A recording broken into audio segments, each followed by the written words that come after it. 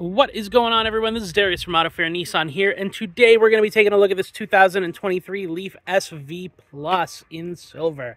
First of all, here from the key fob, I'm going to be able to press and hold this little button, and it's going to pop this right here. This is going to be our cover for the charging ports. So on the Leaf, this is going to be on the right here for your level 1 and 2, and on the left-hand side, you've got your bigger CHAdeMO one for your level 3 DC fast charging. So very different ports, cannot mess it up. You do get some lights right under here. Can't really see too well here in the daytime, but those will come on to give you some illumination when you're getting that all situated. And when you do plug in your car to charge, you can also fold this cap down. It'll sit right on top of the charger, give you a little bit of barrier from the elements if the weather is bad out when you're charging. So you do have some protection there. You can see the styling on the front end of this. Very Nissan-centric, very aggressive looking. Awesome looking running lights there. You can see that kind of upside down check mark shape, and LED headlights and fog lights and high beams. Let's take a look at the side and come around here. I'll zoom it out a little, give you a good profile. Awesome looking wheels on this one. They just redid these wheel styling for the 2023 model. I really like the way they look on here because they are a little different, but not weird. Some of the cars will get a little bit of a weird look once you go EV, but this looks really nice. It's a good little hatchback shape, gives you plenty of cargo space in the back. We're actually going to come back around here and give you that view. Here you can see kind of this angle from the back. I'm actually going to pop this right open for you. That just lifts up hydraulically, and you got tons of room down here. In that bag is going to be your portable charger, and that does clip right in here. You can see that at all. It's a little dark, but that clips on so that that's not flopping around in the back while you're driving. Got some of your other items in here, your emergency roadside kit, your first aid kit, your floor mats are all sitting here in the trunk as well. Let's close this up. We're just going to grab it, give it a little push down here. You can see your nice glossy black accents here all around the side of the car. Give it just an extra little bit of styling. Now let's hop in here. EPA estimate actually 212 miles of range. I have seen people get as high as about 300 miles of range off of the Leaf SV Plus. So don't be too discouraged by 212, and you can definitely get more than that if you need it. It all depends on how you drive. Looking in here, you can see on the seats, you do have this awesome looking blue and gray contrast stitching throughout the seat inserts. Just gives it that extra little bit of appearance to match up with things like on your palm shifter there. You've got that blue accenting there as well. I'm going to hop inside of here, show you a few things. All right, guys, here we are from the driver view. Zoom that out a little bit so you can see a little bit more here.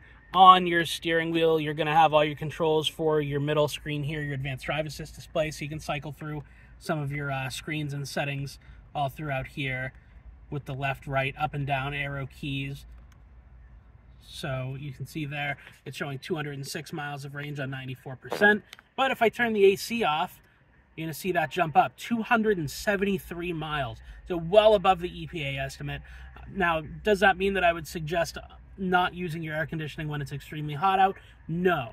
Just know that you are going to see a little bit of degradation of range when you are using your heat or your air conditioning, because it's got to actually power for those. But it does give you an estimate for range that's going to be a lot more real to what you should actually expect when you are using those things. So if I put that AC back off, you can see that jump is huge between those two. So it's not like you're going to see it at 273 and then it starts going down 2 miles per mile or anything. It's going to be pretty accurate when you do have that on, so your estimate's usually really good. You can see there too below the little park indicator, it's got that light that says e-pedal off. Now it says e-pedal. E-pedal is going to allow you to do semi 1-foot driving, where the car is actually going to be able to decelerate and do some brake regeneration for power as you let off of the accelerator pedal. So basically when you're using e-pedal, you barely need to use the brake. So you'll find yourself not often even touching the brake pedal in this car if you do drive with the e-pedal, and especially if you drive with the e-pedal and in B mode. The B is going to be for heavier duty regeneration as opposed to regular drive. It's going to be standard regeneration from the braking. So there are definitely ways that you can help with that range as well. So that's something that you just kind of have to get used to in the car. Determine what you like. Me personally, I like driving in B mode with e-pedal because I do like that one pedal driving style that's just a little bit different and out of the ordinary compared to pretty much every other car. You do have your Pro Pilot Assist on here. That's your intelligent cruise control that does distance pacing as well as steering assist. So you get both of those right in here, and it's one nice fluid system using that and using this to adjust your following distance. If you want to turn on and off the steering assist for the Pro Pilot, you can using this button right here. Not to be confused with the steering wheel button next to it with the bacon on it. That one's the heated steering wheel control.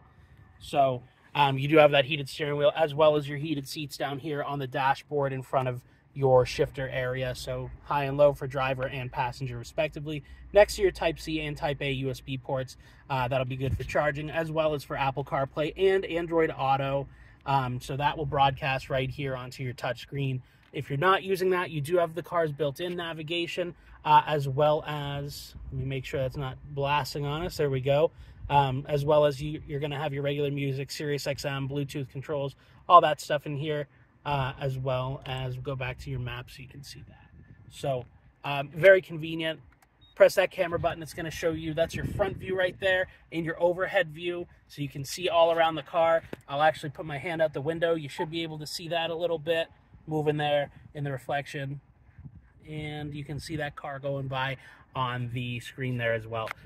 If you press that button again, that's going to be your passenger side front wheel. So if I turn the wheel to the right and then turn the wheel to the left, you can actually see in real time that wheel kicking out from the side of the car, which is going to be great for curbside parallel parking to help you kind of see the lines, especially if you're not doing it all the time. It is pretty handy to have that, save those wheels from getting eaten up on the curbs. And we can just go back to our main menu there. All those camera angles can show up in reverse as well for you. So when you're in reverse, I'm going to actually throw it in reverse right now. Use this palm shifter. We're just going to push forward and over a little bit. Let me just disable that sonar sound. There we go. So you can see the back there. We're getting close to the building. And the overhead view, you might be able to hear the noise that the car makes when you're in reverse so that a pedestrian can hear you backing up. If I hit the camera button, it's going to change that view. If I hit it again, it's going to go to a wide angle back view. So it's pretty modular as far as what you can do with it. Press this button for park again, and we're good to go right there. Other than that, controls-wise, your climate controls are nice and easy to use. You're going to have your temperature adjustment, your heat and AC. So those buttons are going to be the ones that are going to be the big power users here, the heat and the AC, respectively. And then your fan controls over here as well, depending on how hard you want that blasting. Other than that, your cup holders are back here, your parking brake is right here, and you get a little bit of storage inside of your armrest there. Nice, comfortable leather surface. So very comfy. Everything actually is going to be soft touch in here, very comfy. This is going to be a little bit padded and be like a cloth material, but it's really nice, very comfortable, great visibility, very comfortable driving car. You get all your amenities that you need. You get your sunglass holder, you get your telematics, in compatibility with the Nissan Connect EV app. So if you wanted to get a demo on that as well, feel free, come on in. We're happy to show it to you. If you have any other questions, anything I may have missed, just give us a shout. I'll leave some contact information in the description below, or feel free to stop on in. We are located at 45 Portsmouth Avenue in Stratham, New Hampshire. Thanks again. Thanks for watching. Hope to see you soon.